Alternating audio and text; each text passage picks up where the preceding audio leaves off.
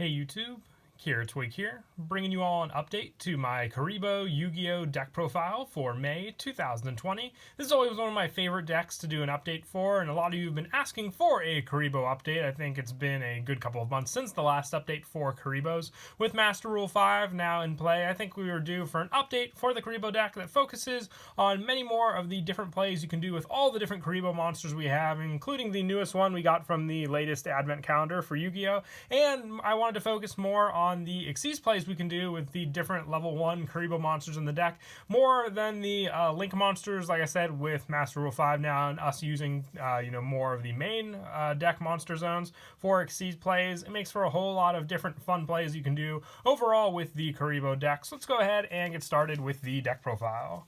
So for the Kuriboh monsters, let's start off with the most famous Kuriboh of them all, being the original Kuriboh used by Yugi. I wanted to use as many of the different arts for the Kuribohs. That's why I'm also including, I believe this was actually the video game art for Kuriboh originally. But with this one, pretty standard. This Kuriboh is used for a whole lot of different cards we run in the deck, including Detonate and Multiply. But with this card, basically, when your opponent's monster attacks during the damage calculation quick effect, you can discard this card, take no battle damage from that battle. So whether it's a direct attack or an attack on your monsters, you can save yourself from that damage by sending Kuriboh to the graveyard to prevent you from taking any of that damage. It's just great for that hand trap option. But like I said, with cards like Detonate and Multiply, you have more of an offensive capability with this card, being able to rely on it to destroy a good number of cards against your opponent, or just have resources with all the different Kuriboh tokens you can make with the deck also. So you definitely need to run 3 Kuriboh for the Kuriboh deck altogether. But when it comes down to the art, you could pick there. I am a fan of the original, but definitely it does look cute as well for the alternate art Kuriboh. For Jaden's main Kuriboh, we're running 3 Wing Kuriboh. We got the original Kuriboh along with the Winking Kuriboh that came out from I believe it was the GX 2008 video game. But once again, with Wing Kuriboh, you have a definite better defensive capability with this card. When this card is on the field, is destroyed and sent to the graveyard, its effect is activated. The activation during the battle damage, you'll take no battle damage for the rest of the turn with this card. That was definitely worded weirdly for the original Kuriboh. But once it's destroyed and sent to the graveyard, you take no battle damage for the remainder of the battle, is the basic of the effect. So with it, if you attack into this monster with a monster that can inflict piercing battle damage, you'll take that damage, but afterwards, no more damage thanks to Wing Kuriboh. You can summon it with Flute of Summoning Kuriboh. It's just, a quick option that way. Or most of the time, I just like to set it on the field for that option, for it to then be destroyed. And then just, like I said, more of a defensive capability, but you also have the Berserker Crush play, which I'll show at the end of the video, that you can do. That definitely helps to bump up its strength overall to attack into your opponent also. And for the newest on the Kuriboh team, I'm also running 3 Performapal Kuribobble. This was Yuga's main Kuriboh Performapal that he used in the manga. It was actually never in the anime. But with this one, when an opponent's monster declares a direct attack, you can special summon this card from your hand. And if you do, change the attack target to this card and proceed to damage calculation. If you would take battle damage from that battle, you gain that much life points instead. So the perfect way to just summon this Kuribobble in attack position, have your opponent's monster attack into it, and then you'll gain any of that life points. So just great for gaining that life point boost against your opponent. So you can have life to spare when you're playing more for the defensive part of this deck until you can get the play you want also. But just having this option as a new added backup in the deck is definitely a very good one to rely on also. Hopefully we get an easier reprint for Kuribobble. I know the only way to get it was from the latest advent calendar, but I did think it was very cool how they focused on all Kuriboh support for it, making it that much easier to build the deck if you can get access to it also though. And probably one of the best Kuribohs in the deck, just because it focuses on the actual playstyle being, to use these cards in a Kuriboh deck, and that is Kuriboh. At the end of the battle phase, you can discard this card, then target 1 monster in your graveyard that was destroyed by battle and sent there this turn, special summon it. When an opponent's monster declares an attack, you can banish this card from your graveyard, then target any number of Kuriboh monsters in your graveyard and special summon them. So with Kuriboh, it helps to special summon back resources that were destroyed, but then also giving you more resources for you to use use on your opponent's turn just for the defensive plays, or if you have plenty of Kuribos left over afterwards, more to use for your extra plays during your turn also. Kuriboh just helps for the fact that it is a hand play you can do to rely on when you have your other Kuriboh monsters, including Kuriboh and, Wing Kuriboh, on the field to summon back and use for their own plays. And I also run 2 Clear Kuriboh with this one. During either player's turn, when your opponent monster activates an effect that would inflict damage, you can discard this card and negate the activation. When an opponent's monster declares a direct attack, you can banish this card from your graveyard, draw 1 card. If it is a monster, you can special summon it, then change the attack target to it. You can only use this effect of Clear Kuriboh once per turn. So this is more of a graveyard reliant Kuriboh effect, being able to basically switch around the Kuribohs you use for the attack targets, but also being able to negate that direct damage is another plus for your Clear Kuriboh. So I'm only running 2 of it though. Unlike Kuriboh or Wing Kuriboh or just regular Kuriboh, it doesn't rely on the plays as well to be consistent, but still a good option to have when you run into that specific situation for Clear Kuriboh. Plus Kuriboh from your hand kind of does the play a little better as well.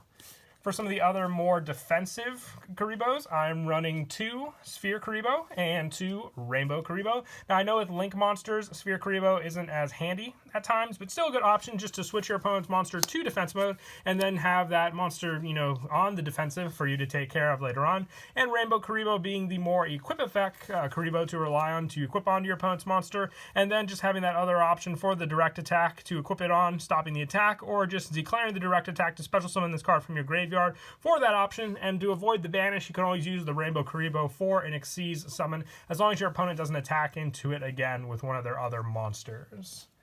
And then just for a few of the one-ofs in the deck, I'm running 1 Rilling Kuriboh. Just the option for 1 more Kuriboh card in the deck is a big play for sure. And the 1 Wing Kuriboh, level 10. Now, if you wanted to run more Wing Kuriboh level 10 just as an option for the Transcendent Wing play, you can always take out the 1 Rilling Kuriboh for that as well. But that's just player preference at that point.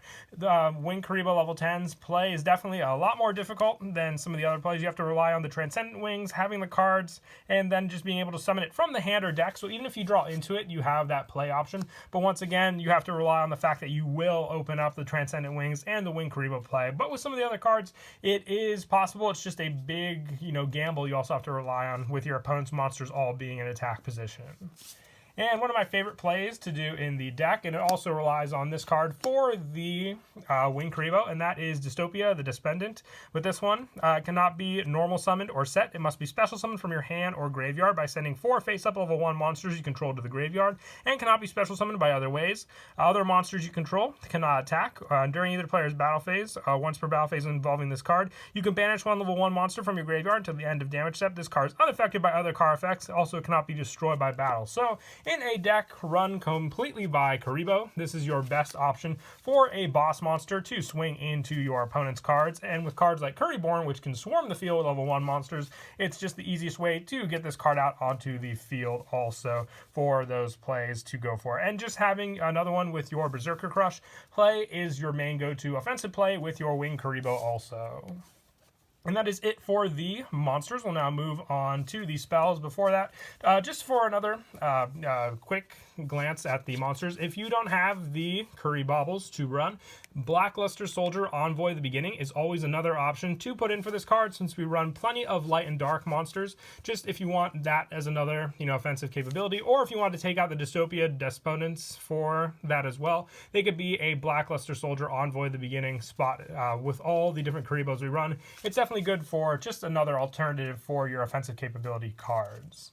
But moving on now to the spells, I'm running 3 Flute of Summoning Kuriboh. You take 1 Kuriboh or Wing Kuriboh from your deck and either add to your hand or special summon it. So with normal Kuriboh, you'll want to add it into your hand. With Wing Kuriboh, you'll want to summon it onto the field. It's a quick play spell, like a good majority of all the different Kuriboh spells, which just helps overall for the play style of Kuriboh. But you need 3 of this. It's just a free special summon or search. So it thins down the deck, grabs the specific Kuriboh you want, especially with cards like Transcendent Wings when you need that specific card. Flute of Summoning Kuriboh is a big help for that for sure. For some of the more, like I said, offensive Wing Kuriboh plays, I'm running 2 Berserker Crush. You remove from play 1 monster from your graveyard. The attack and defense of 1 face-up Wing Kuriboh you control become equal to the attack and defense of that monster until the end of this turn. So this is how you supercharge your Wing Kuriboh to attack into your opponent's monsters. I'll go over the play at the end of the video that you can do for, your strongest Kuriboh that you can do in the deck also. And for some of the other setups, I run 2 Multiply. Now this one, especially with Kuriboh, this is your resource builder and just works very, very well with the Detonate spell card. With Multiply, you tribute a Kuriboh to special summon as many Kuriboh tokens as possible onto the field, and then Detonate destroys all face-up Kuriboh and Kuriboh tokens. Alongside the number of cards, you destroy cards on your opponent's side of the field as the number of Kuriboh and Kuriboh tokens destroyed by this effect. So basically following suit with the effect of Kuriboh, just Kuriboh likes to explode, and making the Multiply, make as many Kuribohs. You can pop potentially 5 cards on your opponent's side of the field just using Kuriboh, and that, I'd say, is the best play you can do in this whole deck. Just the true way to manipulate and use Kuriboh for your plays against your opponents. For some of the other cards, I run the 1 Transcendent Wings. If you wanted to try mixing around some other copies of this card, you can always take out one of the staple spells in the deck as well for another slot for this card, or reduce Berserker Crush to a copy of 1. But once again, this is a situational card, but it can still win you games against your opponent. But just you have to rely on that gamble that your opponent will take enough damage to lose from Wing Kuriboh level 10 also with this card. And I am also running 2 of the new Generation Next. If your life points are lower than your opponent's, add to your hand or special summon 1 Elemental Hero, Kuriboh monster, or Neospatial monster from your deck or graveyard with attack less than or equal to the difference in life points, also for the rest of this turn. You can activate effects or card effects with the same name of that card. You can only activate 1 Generation Next per turn. It's a quick play spell. Being another search option for your Kuriboh monsters is why I like running this, and being a quick play spell makes it all the better with all the other different quick play spells running for Kuriboh in this deck. Just being that searcher, it really does come in handy, especially in the deck for any of your search plays you want for your Kuriboh monsters. And then I am also, for the 1-ofs, running 1 Foolish Burial, 1 1-for-1, and 1 Monster Reborn to finish off the spells in the lineup. Monster Reborn and 1-for-1, all just being easy special summons of your Kuribohs, and Foolish Burial helps to set up any Kuribohs, let's say, for your Kuriborn in the graveyard also.